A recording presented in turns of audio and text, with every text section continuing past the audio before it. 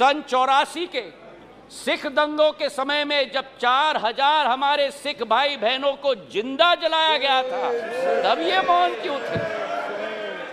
मेरठ के सन 87 के दंगों के समय में ये मौन क्यों थे? और सन 1990 से 30 साल जो कश्मीर में 40,000 लोगों की मौत हुई और कश्मीर जल रहा था, तब ये मौन क्यों थे? और मैं अधीर रंजन जी का जो शब्द था, जो अंग्रेजी का कोटेशन उन्होंने दिया, इन सभी समय में एवरी मॉर्निंग, सभापति महोदय, new widows were हाउलिंग, every morning new children were crying, every morning new houses were falling. और मूक दर्शक के रूप में हमारे ये साथी बैठकर सरकार में बैठे हुए थे। आज यहां बैठकर गौरव गोगोई जी ने, सब्र रखो, सब्र रखो, आराम से सुनो, सब्र रखो, थोड़ा सीख लो। गौरव गोगोई जी ने आसाम अकॉर्ड की बात की। जिस आसाम अकॉर्ड की बात की, उस आसाम अकॉर्ड का क्रियान्वयन कांग्रेस की सरकार ने कभी की? आज मैं पूछना चाहता हूं कि हमारे पड़ोसी देश बांग्लादेश के साथ 68 वर्षों में हमारे बॉर्डर को निर्धारित नहीं किया था। 2014 में जब प्रधानमंत्री जी ने शपथ ली, 1 साल के अंदर बांग्लादेश का बॉर्डर निर्धारित करने का काम प्रधानमंत्री नरेंद्र मोदी जी ने किया था। अगर सच्चाई में बताऊं, प्लीज प्लीज उत्तेजित मत हो, उत्तेजित मत हो गौरव। नो नो, अगर बोलते हो तो सुनने की क्षमता रखो, सुनने की क्षमता रखो। बैठिए, जनता ने आपकी चिल्लाने को आप बैठ जाइए, बैठ जाइए। सभापति महोदय, सभापति महोदय, नॉर्थ ईस्ट की सारी समस्या कांग्रेस की तुष्टीकरण की राजनीति के साथ शुरुआत हुई, जब उनको अपनी फायदा नॉर्थ ईस्ट में विदेशी घुसपैठियों को अंदर लेकर उनको नागरिकता देने की कावियात की शुरुआत और शरण और पहचान देने की कावियात की शुरुआत। चार्जशीट सभापति महोदय बड़ी लंबी है। 1960 के दशक में जब मणिपुर में अलगाववादी समूह ने हिंसा की शुरुआत की, जब वो जन्म हुआ, तो वो कौन था जो उनके साथ बैठकर चर्चा करने के लिए तैयार था? वो कौन था जिन्होंने उनके साथ बैठकर समझौता किया?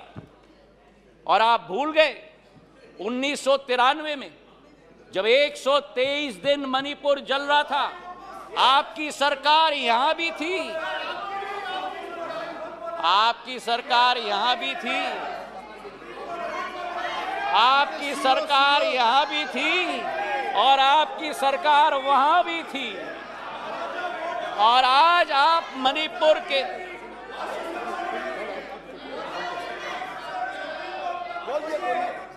और आज सभापति महोदय अधीर दा उठकर कह रहे थे कि मणिपुर के सांसद क्यों नहीं बोले।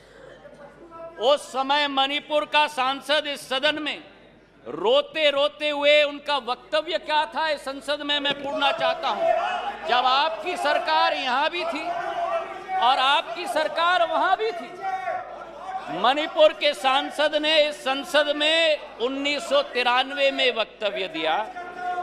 उन्होंने कहा, and I quote, the state government is helpless, it has no funds, the state government cannot even afford to purchase weapons for the security persons to fight the insurgents. Please, ये सुनिएगा, please think that Manipur is a part of this country. It affects the whole nation. शायद कांग्रेस के नेता को इन शब्दों को सुनना चाहिए था कल यहाँ भाषण देने के पहले। मुझे आज सभापति महोदय मुजफ्फर वारसी जी की शब्द याद आती और मैं कोट करना चाहता हूं, औरों के ख्यालात की लेते हैं तलाशी, औरों की ख्यालात की लेते हैं तलाशी, और अपने गिरबान में झांका नहीं जाता। आज ये स्थिति उत्पन्न हो गई है। तथ्यों के आधार पर अगर हम बात करें, कल गृह मंत्री जी ने सदन में पूरा व्याख्यान दिया। इनके मंत्री संतरी न तंत्री एक बार भी मणिपुर गए। हमारे गृह मंत्री 3 दिन वहां रात दिन बिताए हैं। हमारे राज्य मंत्री ने 23 दिन, नित्यानंद राय जी ने मणिपुर में बैठकर स्थिति का जायजा लिया। आज राहत राशि वहां पहुंची है, अनाज पहुंचा है, वर्चुअल सिस्टम से स्कूल्स चल रही हैं, आर्मी की फोर्स पहुंची है, इवैक्यूएशन में हम मदद कर रहे हैं। जो भी हम लोग कोशिश कर रहे हैं, और आंकड़े की आप बात करते हो तो आंकड़े की पुष्टि करो। ये पिछले 9 साल मणिपुर में सबसे शांतिपूर्ण समय रहा है इंसर्जेंसी के दृष्टिकोण से। आपके 10 साल से 3 गुना कम इंसर्जेंसी हुई है और 6 गुना कम सिविलियन डेथ्स आज मणिपुर में हुआ है।